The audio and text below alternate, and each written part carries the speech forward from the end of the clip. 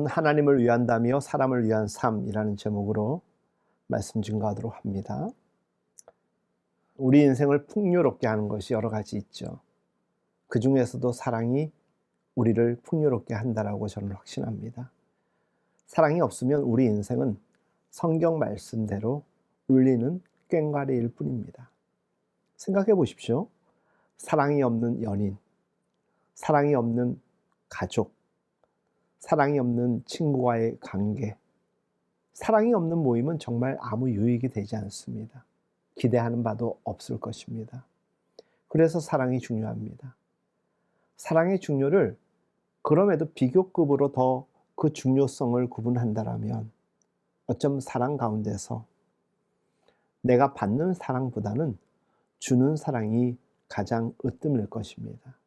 그런데 우리의 대부분은 거꾸로이길 원합니다. 나만 사랑받기를 원합니다.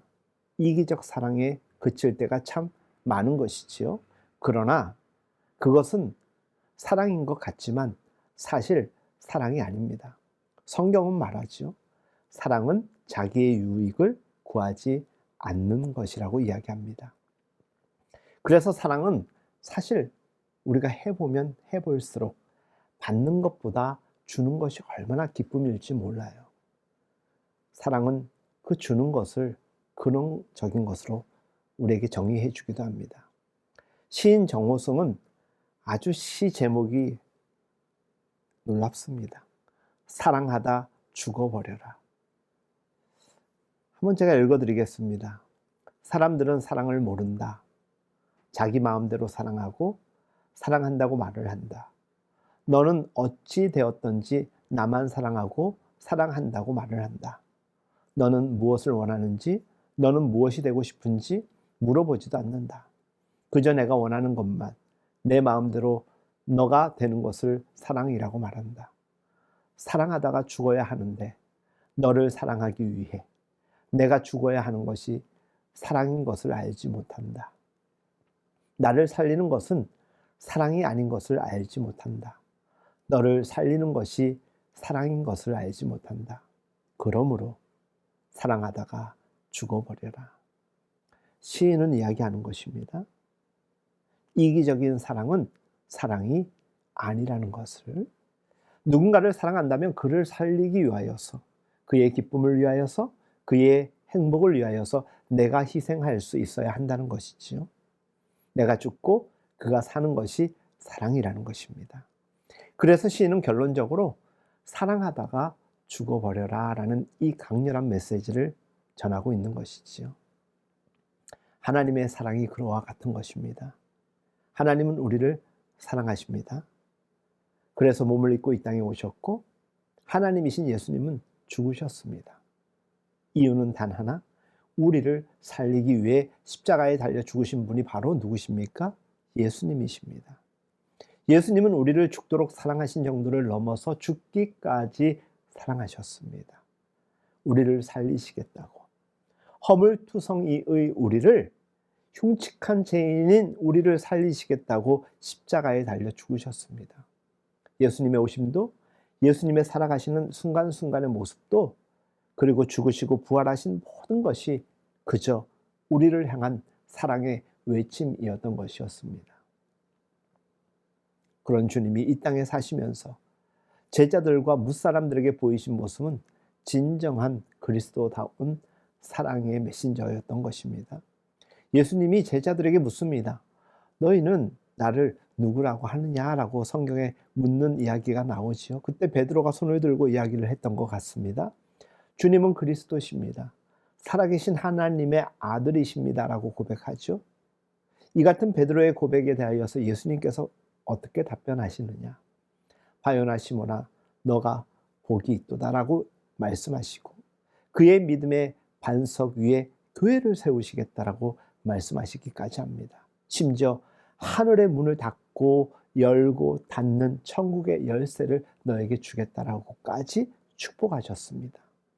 베드로가 한 일이라고는 주는 그리스도요라는 이 고백밖에 없는 것입니다. 그런데 그 고백이 얼마나 대단한 고백이었으면 예수님이 감동하시고 연속해서 그를 축복하시기까지 하셨겠습니까? 그런데 그 감동과 축복의 여운이 채 가시기도 전에 예수님이 경고의 메시지를 전하고 있습니다. 오늘 우리가 함께 읽었던 본문의 20절, 이에 제자들에게 경고하사 자기가 그리스도인 것을 아무에게도 이르지 말라 하시니라. 아니, 주는 그리스도시요라는 이 고백이 정말 위대하고 가치 있는 고백이고 예수님이 그토록 축복하셨던 고백이라면 왜 주님이 그리스도라는 이 사실을 세상에 전파하는 것이 당연할 것을 그러지 말라고 이야기를 한 것일까? 더 많은 사람들에게 주님이 그리스도라는 이 사실을 알려야 하지 않겠습니까? 그런데 예수님은 애써 아무에게도 알리지 말라고 하신 이 말씀의 뜻을 우리가 제대로 알아야 됩니다. 왜 그러셨을까요? 예수님은 왜 자신이 그리스도임에도 불구하고 자신이 그리스도라는 이 사실이 공개적으로 밝혀지는 것을 제자들에게 경고하셨을까요? 그리스도에 대한 그 당시 수많은 사람들의 오해와 이해 때문이었습니다. 그리스도는 메시아, 즉 구원자로 해석이 됐죠.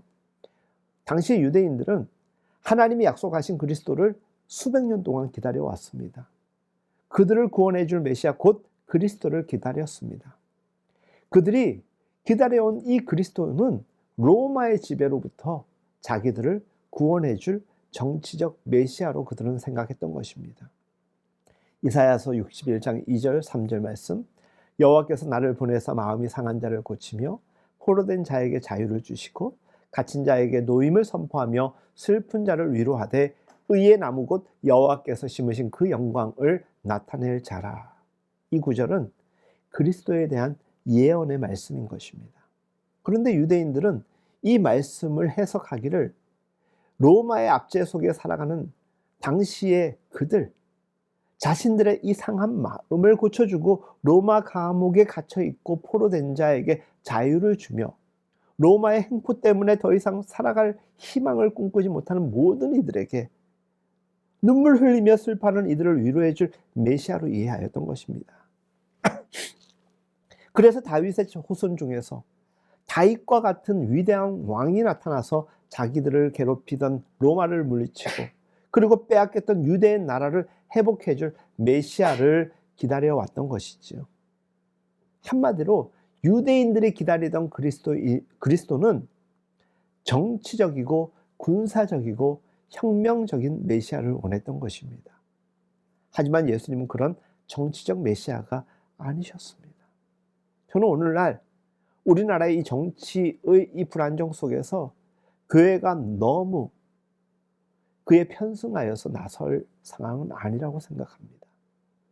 교회는 교회의 가치, 교회가 해야 할 본연의 복음 사역에 집중해야 되매 그것만 잘 감당하여도 온전한 그리스도인을 세워서 그들을 통하여서 나라의 씨앗이 되게 해야 되는데 주도적으로 나서서 어느 선에서는 너무 폭력적으로 교회가 변해버리고 있습니다. 하나님의 말씀은 어디론가 사라져버리고 왜 저렇게까지 할까 전혀 이해가 되지 않습니다. 사랑하는 여러분, 예수님은 정치적인 메시아가 아니었습니다. 군사를 동원해서 전쟁을 일으키는 메시아도 아닙니다. 유대의 독립을 회복하기 위하여서 혁명 전사도 아니었습니다. 예수님은 유대의 나라가 아니라 하나님 나라를 회복하기 위한 온 세상의 메시아였습니다. 그리고 죄와 사망에 포로된 자를 어떻게 하신다? 구원하시고 사탄의 세력에 갇힌 자들을 자유케 하러 오신 진정한 메시아였습니다. 하지만 사람들은 그리스도의 참된 사역을 이해하지 못하였던 것입니다. 그래서 예수님은 그와 같은 오해를 피하시기 위하여 그리스도의 신분을 감추시길 원하셨던 것 같습니다. 언제까지? 십자가를 지시기까지. 십자가에 달려 죽으실 때까지 그런 생각을 하셨던 것입니다.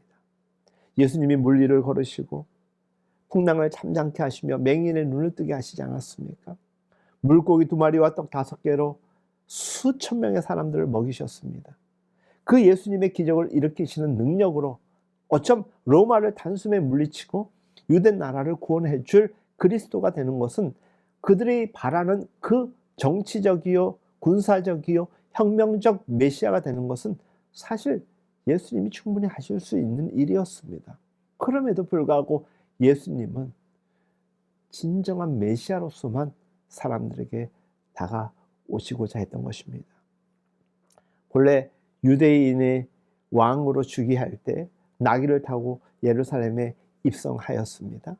그때 백성들은 왕을 맞이하기 위하여서 자기의 옷을 벗어서 왕이 오는 길에 깔고 종려나무 가지를 꺾어다가 흔들며 그들의 환호와 사랑을 고백하였다라고 하죠. 그리고 왕의 행렬을 뒤따라 가며 그들은 외칩니다. 호산나 다윗의 자손이요. 호산나 다윗의 자손이요. 예수님이 훗날 예루살렘에 입성하실 때 무엇을 타고 입성하셨느냐? 우리가 다 알듯이 나귀를 타고 입성하시죠. 마태복음 21장 7절에서 9절. 나귀와 나귀 새끼를 끌고 와서 자기들의 겉옷을 그 위에 얹으며 예수께서 그 위에 타시니 무리의 대다수들은 그들의 겉옷을 길에 펴고 다른 이들은 나뭇가지를 배의 길에 펴고 앞에서 가고 뒤에서 따르는 무리가 소리 높여 이르되 호산나 다윗의 자손이여 찬송하리로다. 수많은 무리들이 나귀를 타고 예루살렘에 들어오시는 예수님을 왕으로 맞이하였습니다. 이제 로마를 제압할 왕이 오시고 있음을 그들은 기대하였던 것이죠. 그래서 사람들은 겉옷을 길에 펴고 종려나무 가지를 흔들면서 누구를 영접합니까? 예수님을 영접합니다. 호산나 다윗의 자손이여. 연호하면서 환호하면서 그렇게 맞이하였습니다.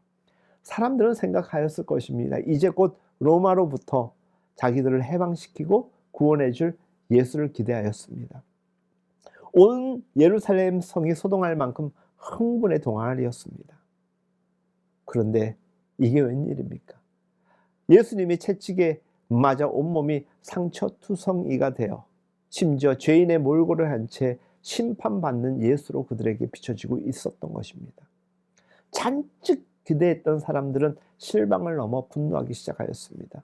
예수는 그들이 기다려온 메시아가 아니었던 것입니다. 로마의 총독 앞에서 너무나도 무기력한 죄수에 불과한 모습을 그들은 보았기 때문입니다.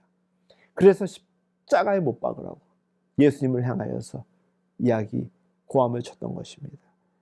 이것이 예수의 메시아 그리스도의 진정성을 오해한 결과였습니다. 이 같은 오해들이 일어날 것을 예수님은 이미 알고 계셨던 것입니다. 그래서 지금은 자신이 그리스도라는 이 사실을 사람들에게 아무에게 알리지 말라라고 이야기하신 것이죠. 그리고 제자들에게 그리스도가 무엇을 의미하는지 가르쳐 주셨습니다. 본문 21절 말씀에 이때로부터 예수 그리스도께서 자기가 예루살렘에 올라가 장로들과 대제사장들과 서기관들에게 많은 고난을 받고 죽임을 당하고 제3일에 살아나야 할 것을 제자들에게 비로소 나타내시니, 예수님 말씀에 의하면 그리스도는 많은 고난을 받고 죽임을 당한 후에 제3일에 부활한다라는 것이었습니다. 분명 로마를 정복하고 군사혁명을 일으키고 정치적으로 승리하는 그리스도가 아니었습니다. 장로들, 대제사장들, 서기관들에게 고난을 받아야 하는 그리스도, 십자가에 달려 죽어야 하는 그리스도였던 것입니다. 유대인들이 생각해 온 그리스도와는 정반대의 그리스도였던 것입니다. 그렇다면 예수님은 왜 고난을 받고 죽어야 하는 그리스도여야 할까요? 왜 하필 죽음의 길을 가야 하는 그리스도가 되셔야만 할까? 우리는 생각해 봐야 되지 않겠습니까? 그리스도의 죽음만이 하나님께서 예비해 놓으신 단 하나의 구원 방법이었기 때문입니다. 다른 방법이 없었습니다. 그리스도의 죽음만이 진정한 구원의 길이 담겨 있기 때문입니다. 하나님의 구원은 사실 결코 쉬운 일이 아닙니다. 예수님은 고난을 받으셔야 했고 죽어야만 했습니다. 그러기에 그 십자가의 길 위에서 무엇이 생명의 꽃이 피어날 수 있었던 것이죠. 하나님은 우리 모두를 사랑하십니다. 우리가 지금 어떤 존재이고 어떤 모습이든 간에 지독히도 우리를 사랑하시는 분, 바로 우리 하나님이십니다. 그래서 우리가 죄악 가운데 빠져서 죽어가는 것을 그냥 내버려 두실 수 없었던 것입니다. 어떻게 해서든지 살리길 원하셨던 것입니다. 그런데 성경은 죄의 싹은 사망이기에 죄인들은 공의로우신 하나님 앞에서 심판받아 죽어 마땅한 존재입니다. 죄인들을 그냥 살려두시면 그분은 더 이상 하나님이 아니십니다. 하나님은 그 죄인을 사랑하셨기 때문에 그 죄인들이 죽어야 될 그 값을 스스로 감당하셨던 것입니다. 이것이 우리를 사랑하는 하나님이십니다. 하나님의 사랑 방식인 것이죠. 그래서 죄인을 대신해서 하나님이 죽기로 작정하셨습니다. 우리를 살리기 위하여 하나님이 죽기로 작정하셨습니다. 정말 사랑하다가 죽어버리셨습니다. 정호승 씨의 식구처럼. 이것이 예수님이 그리스도이신 진정한 이유이고 의미입니다. 그래서 제자들에게 고난받고 죽임을 당해야만 하는 그리스도를 설명하시고자 했던 것입니다. 그런데 베드로가 그 말씀을 듣고 엉뚱한 답을 본문 22절에서 이렇게 이야기합니다. 베드로가 예수를 붙들고 항변하여 이르되 주여 주여 그리 마시옵소서. 이 일이 결코 주께 미치지 아니하리이다. 베드로가 예수님을 말렸습니다. 베드로는 예수님이 고난받고 죽는 것을 원하지 않았습니다. 오래오래 사시면서 자기들 편에 자기들 곁에 계시길 원했습니다. 그래서 예수님을 말렸습니다. 예수님을 위하는 듯 하면서 예수님의 죽으심을 말린 것입니다. 언뜻 보면 베드로가 충심으로 예수님을 말린 것처럼 여겨집니다. 그런데 우리가 본문을 자세히 들여다보면 예수님을 붙들고 항변하였던 그 죽음을 말렸던 베드로의 속마음을 알 수 있습니다.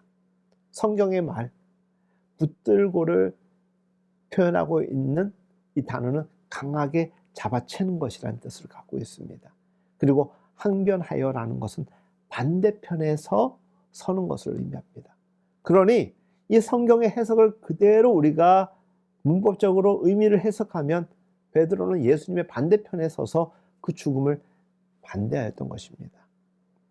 자기의 뜻과 예수님의 뜻이 다르다라는 것을 그가 알았는지는 모르지만 그가 이야기하고 그가 행동하는 것은 그랬다라는 것입니다. 주님, 지금 무슨 말씀을 하시는 겁니까? 고난받고 죽어야 한다라는 것 도대체 무슨 말씀을 하시는 것입니까? 예수님은 절대 죽어서는 안 됩니다. 내가 막아서라도 주님은 결코 이 같은 일이 일어나지 않아야 합니다라고 아주 절규에 가깝게 이야기합니다. 주님을 그리스도라고 고백하였었던 그 베드로가, 그런데 베드로가 예수님의 그 메시아성을, 예수님의 죽으심에 대한 깊은 이해가 없었던 것입니다. 베드로 역시 여타 유대인들처럼 예수님은 정치적이고 혁명적인 그리스도로 오해하였던 것입니다. 이제 기적을 일으켜서 그냥 로마를 깨부셔야 될 분이 갑자기 죽는다라는 것이 무슨 말입니까? 하늘의 문도 열고 닫을 수 있는 천국의 열쇠를 말씀하시더니 느닷없이 고난받고 죽으신다라는 게 무슨 말씀입니까? 베드로는 받아들일 수가 없어서 예수님을 붙들고 항변하며 말렸던 것이죠. 근데 오늘 본문 예수님께서 그 베드로를 향하여서 무엇을 이야기하셨습니까? 본문 23절 상반절, 예수께서 돌이키시며 베드로에게 이르시되 사탄아, 베드로에게 사탄아 내 뒤로 물러가라 라고 이야기하십니다. 예수님은 베드로에게 등을 돌리셨습니다. 그리고 사탄아 내 뒤로 물러가라고 엄하게 명령하셨습니다. 아니 조금 전까지만 해도 바요나 시몬아 내게 복이 있도다. 내 믿음의 반석 위에 내가 교회를 세우리라. 내가 천국의 열쇠를 너에게 주겠다라고 축복하셨던 예수님 아닙니까? 그런데 지금 사탄아 물러가라고 베드로를 꾸짖고 계십니다. 예수님이 그동안 숱하게 바리새인들과 서기관들, 사람들을 책망하였던 일들이 많았지만 직접적으로 사탄이라고 언급한 적은 없었습니다. 그런데 베드로, 제자 중에 으뜸 제자였던 그 베드로에게 사탄아 물러가라라고 이야기합니다. 얼마나 예수님께서 진노하셨으면, 내 마음을 이해하지 못하고 있다라고 분노하셨으면 그렇게까지 이야기했겠습니까? 그렇다면 왜 예수님은 베드로에게 진노하셨을까? 23절 하반절은 이렇게 이어서 전합니다. 너는 나를 넘어지게 하는 자로다. 너가 하나님의 일을 생각하지 아니하고 도리어 사람의 일을 생각하는도다. 베드로가 예수님을 넘어뜨리려고 했기 때문입니다. 여기서 키워드는 하나님의 일, 사람의 일입니다. 예수님의 죽으심을 말리며 예수님이 행하시고자 하시는 그 일을 방해하고자 하였던 것입니다. 그것도 사탄이 되어서 예수님을 넘어뜨리려고 한다라고 이야기하였으니 얼마나 예수님께서 화가 나신 것입니까? 사탄은 언제나 예수님을 넘어뜨리려고 했습니다.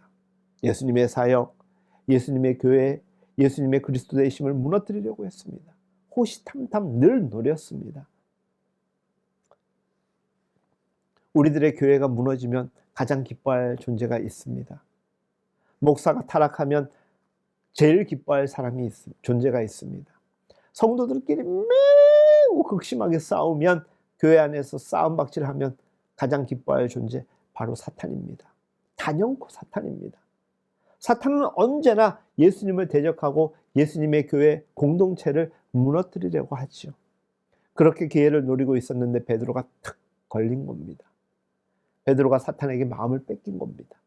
그래서 하나님의 일을 생각하지 아니하고 도리어 사람의 일을 생각하게 되었다라고 예수님은 지적하신 것이죠. 예수님을 붙들며 죽어서는 안 된다고 항변했지만 그것은 하나님의 일이 아니었습니다. 원하심이 아니었습니다. 사람의 일이었고 사람의 욕심, 욕망이었습니다. 우리가 잘 생각해야 됩니다. 우리가 언제나 주님을 위한답시고 실상은 자기 욕망대로 신앙생활, 종교할 때가 얼마나 많은지 모릅니다. 오늘의 본문은 우리에게 적어도 3가지 중요한 메시지를 던지고 있음을 우리는 함께 기억했으면 좋겠습니다. 첫째는 누구나 사탄이 될 수 있습니다. 저도 여러분들도 이 아름다운 모습이 사탄이 될 수 있어요. 믿음이 좋은 사람도 예외가 아닙니다. 예수님께서 축복하신 사람도, 교회에 속해 있는 그 어떤 누구도, 천국의 열쇠를 받은 사람마저 예외일 수 없었음을 우리가 오늘 본문에서 발견하지 않았습니까? 사실 그 실체가 베드로가 사탄은 아닙니다. 그런데 우리가 유혹과 미혹에 넘어가면 사탄의 존재가 하고자 하는 일을 하는 그런 존재가 된다는 것 이해하시죠? 베드로가 사탄에게 마음을 빼앗겨서 사탄에게 종노릇하고 사탄의 일을 하고 있었기에 예수님이 사탄이라고 외치신 것입니다. 사탄에게 마음을 뺏기면 누구라도 사탄이 되는 것입니다. 베드로전서 5장 8절에서 9절 근신하라, 깨어라. 너희 대적 마귀가 우는 사자같이 두루다니며 삼킬 자를 찾으니 너희는 믿음을 굳건하게 하여 그를 대적하라. 베드로전서는 베드로가 예루살렘 교회를 향하여 쓴 편지입니다. 그런데 특별히 이 구절은 베드로가 지난 날을 기억하면서 그의 삶의 경험 속에서 나왔던 메시지가 아닐까요? 베드로 자신이 근신하지 못하였을 때 사탄이 되어서 예수님께 하나님의 일이 아닌 자신의 입장에서 이야기했던 걸 기억하고 늘 근신하여 깨어있지 아니하면 자기처럼 될 수 있다는 것을 이야기해 주었던 것입니다.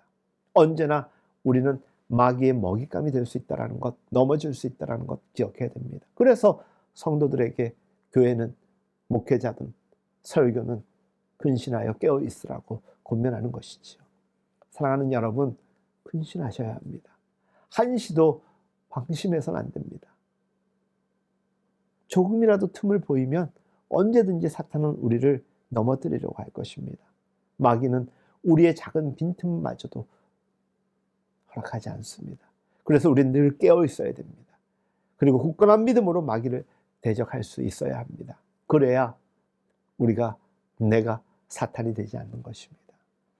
둘째 메시지는 이 하나님의 축복이 있는 곳에도 사탄의 유혹이 가능하다라는 것입니다. 아니, 예수님 곁에 있는데 베드로의 마음속에 사탄이 침투한 것 보면 이 두 번째 메시지, 하나님의 축복이 있는 곳에도 사탄의 유혹이 있을 수 있다는 것 이해하시죠? 주는 그리스도시요 살아계신 하나님의 아들이라고 고백했던 그 베드로, 예수님이 얼마나 축복하셨습니까? 그 축복의 향연이 펼쳐지는 그 현장에서 사탄이 슬그머니 유혹해 들어왔고 베드로는 넘어진 것입니다. 은혜의 현장, 축복의 현장, 예배의 현장, 기도의 현장에서 얼마든지 그와 같은 일들이 일어날 수 있다는 것입니다. 술집, 도박장, 음란한 현장에는 사탄이 출몰하지 않을 수도 있습니다. 왜? 그것은 그냥 내버려둬도 이미 사람들이 알아서 타락해야 했기 때문이죠. 그런 곳에서는 어쩌면 굳이 유혹하지 않아도 스스로 유혹에 넘어져 가고 있고 스스로 죄의 수렁으로 들어가고 있는 것입니다. 그런데 이 믿음의 자리, 축복의 자리, 신앙의 자리는 다릅니다. 사탄이 가장 공략하고자 하는, 무너뜨리려고 하는 자리입니다. 성령님이 임재해 계시지만 사탄도 와 계십니다. 우리가 오늘 하나님께 예배 집중하려고 하는데 우리의 예배를 해방하려고 하는 그 엄청난 사탄의 공격이 지금도 우리 가운데 있는 것입니다. 그래서 우리의 예배는 영적 전쟁인 것입니다. 에덴 동산, 하나님이 말로 다 할 수 없는 축복을 부어주신 낙원이었습니다. 그런데 그곳에 하나님만 계셨습니까? 아니죠. 사탄도 있었습니다. 가장 아름다운 축복의 장소마저도 사탄이 존재하여 아담과 하와를 유혹했습니다. 그들은 넘어지고 끝내 쓰러졌습니다. 예수님이 본격적인 사역을 위해서 광야에서 40일 밤낮을 금식하셨죠. 금식하는 분들은 아시겠지만 금식하는 동안 얼마나 성령 충만한지 모릅니다. 금식을 하면 영적으로 뜨거워지고 성령의 인도하심에 민감해지죠. 그래서 우리는 가끔 금식 기도를 하곤 합니다. 예수님은 40일씩이나 금식 기도하셨습니다. 그 어느 때보다 영적으로 충만하실 때였습니다. 그런데 그때 누가 나타납니까? 사탄이 나타납니다. 사탄이 나타나서 뭐라고 예수님께 이야기하죠? 돌 가지고 떡으로 만들어 보아라. 천사가 지켜줄 터이니 이 낭떠러지 높은 곳에서 뛰어내려 보아라. 천하 만국을 줄 테니 내게 절하라. 유혹하지 않습니까? 예수님을 은 30냥에 팔아넘긴 사람, 외부 사람 아니었습니다. 예수님의 12제자 가운데 한 사람이었던 가룟 유다였습니다. 예수님의 가르침을 가장 많이 받았고 예수님이 행하신 온갖 기적들을 가장 가까이에서 목도했던 제자 중에 하나였습니다. 이 세상에서 12제자만큼 더 큰 은혜를 받은 사람이 어디 있겠습니까? 아니, 자기 눈앞에서 예수님을 통한 기적과 이 사람 얼마나 많이 보았습니까? 그런데 그 제자들 가운데서 가룟 유다니 사탄에게 유혹되어 넘어집니다. 누가복음 22장 3절 4절, 열둘 중의 하나인 가룟인이라 부르는 유다에게 사탄이 들어가니 이에 유다가 대제사장들과 성전 경비대장들에게 가서 예수를 넘겨줄 방도를 의논하되 지발로 찾아가서 사탄이 유다에게 들어갔습니다. 그리고 유다의 마음을 빼앗아 버렸습니다. 그러니까 유다가 대제사장들, 성전 경비대장들 찾아가서 예수를 넘겨줄 방도를 의논하였다라고 성경이 전하는 것이죠. 그러고 보니까 은혜와 유혹은 이렇게 함께 옵니다. 동시에 오는 겁니다. 사랑하는 여러분, 은혜와 축복의 자리에 사탄도 존재하고 있음을 우리는 늘 근신하여 생각하여 깨어 있어야 되는 걸 꼭 머릿속에 기억하십시오. 잊지 마십시오. 신앙이 깊어질수록 은혜의 경험이 많을수록 더더욱 우리는 근신하고 깨어 있어야 합니다. 세 번째로 우리가 마지막으로 좀 깨달았으면 좋겠다 여기는 것, 이게 어쩌면 오늘 핵심 말씀입니다. 하나님의 일을 하면서도 사람의 일을 생각하면 사탄이 됩니다. 오늘 말씀 제목 그대로입니다. 하나님을 위한다며 사람을 위한 일을 도모하는 경우가 얼마나 많은지 모릅니다. 성전을 짓는 목사님들 가운데서 교회가 어렵고 성도들이 어려운데 자기의 만족과 자기의 치적을 위하여 행하는 사람 많고, 그리스도인들 가운데서 하나님의 사랑을 전한답시고 자기를 드러내기 위하여서 살아가는 사람들도 얼마나 많은지 모릅니다. 근데 이 하나님의 일, 사람의 일, 이 구별하기가 좀처럼 쉽지 않습니다. 어렵습니다. 언뜻 보면 주님을 위한 것 같은데, 하나님의 일을 하는 것 같은데, 하나님께 영광 돌리는 것 같은데 그러지 않을 때가 참 많습니다. 그리고 이것은 교회 안에서 충분히 일어나는 사건들입니다. 교회 사역 가운데, 예배 현장에서, 성도들 가운데서, 사역자들 가운데서 그런 일들이 얼마나 많이 일어나는지 모릅니다. 그래서 이 일은 치명적이고 위험합니다. 하나님의 일이 아니라 사람의 일이 되면 결국 그것은 사탄이 한 짓이 되기 때문이겠죠. 교회를 통해서, 사역자를 통해서, 성도를 통해서 사탄이 현장에 얼마나 강하게 공격하는지 모릅니다. 그러면 하나님의 일과 사람의 일을 어떻게 우리는 구별할 수 있을까? 이것만 한번 생각해 보십시오. 무엇을 하고자 할 때 내 욕망과 욕심이 담겨 있는지 없는지 냉정하게 한번 살펴보십시오. 내가 하나님을 믿으며 하나님의 자녀로 살아가는데 내가 하고자 하는 일에 내 욕심이 존재하고 있다면, 내 욕망이 존재하고 있다면, 하나님의 뜻과 하나님의 영광을 위하여 하는 일이 아니라고 여겨진다면 판단하기 쉬울 겁니다. 예배와 찬양을 드리면서 내가 즐겁고 기쁜 것으로 만족하려는 욕심이 조금이라도 있다면 이 또한 사람의 일이 되는 것이죠. 그런 건 예배가 아닙니다. 하나님의 일을 생각하는 것이 아닙니다. 헌신, 봉사도 마찬가지죠. 내가 행한 헌신과 봉사로 내가 조금이라도 드러나기를 원한다면 그 하나님을 위한 거 아닙니다. 그건 자기를 위한 것입니다. 왜 예수님께서 오른손이 하는 일을 왼손도 모르게 하라고 하셨을까? 오른손이 하는 일을 왼손도 모르게 하라는 이 말씀은 남에게만 비밀로 하라는 것이 아니라 나도 몰라야 한다는 것입니다. 오른손, 왼손 다 내 손입니다. 남의 손이 아닙니다. 내가 헌신하고 내가 봉사하면서도 내 마음에 두지 말라는 것입니다. 왜? 사람의 일을 생각하게 될까 봐. 그저 우리가 우쭐대고 내가 드러나기 시작하면 교만해지는 것입니다. 하나님은 사라지는 것입니다. 사람의 일을 생각하는 사탄이 될까 봐 예수님은 말씀하십니다. 예수님은 더욱 강력한 말씀으로 마태복음 7장 22절 23절에서 말씀하십니다. 그날에 많은 사람이 나더러 이르되 주여 주여 우리가 주의 이름으로 선지자 노릇하며 주의 이름으로 귀신을 쫓아내며 주의 이름으로 많은 권능을 행하지 아니하였나이까 하리니 그때 내가 그들에게 밝히 말하되 내가 너희를 도무지 알지 못하니 불법을 행하는 자들아 내게서 떠나가라. 불법을 행하는 자들아 내게서 떠나가라. 하나님을 위한다며 사람을 위한 삶을 살아가는 사람은 불법을 행한 자라는 것이죠. 내게서 떠나가라는 것입니다. 이거 예수님의 표현 중에서 아주 분노, 화내는 경우로 따지면 아주 최고의 어떤 최고의 어떤 화가 나신 표현이라고 볼 수 있겠죠. 그렇게 생각하시면 될 겁니다. 내게서 떠나가라. 이 불법을 행하는 자들아. 왜 그러셨을까? 주님의 이름을 부르면서도 하나님의 일을 생각하지 않고 사람의 일을 생각했기 때문입니다. 그건 다 불법이라는 거예요. 사탄이 행한 일일 뿐이라는 것이죠. 목회자도 하나님의 일로 하나님의 영광이 아닌 자기 욕망에 승부하는 사람이 많습니다. 성도들 중에서도 하나님의 일로 하나님의 영광이 아닌 자기 욕망에 승부하는 사람들이 교회에서 얼마나 많은지 모릅니다. 교회와 성도는 언제든 하나님의 일을 생각해야 합니다. 교회와 성도는 하나님의 뜻이 이루어지는 곳이어야 합니다.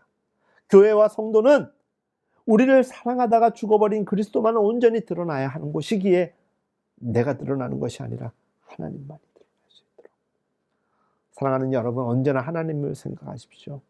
하나님의 일을 생각하십시오.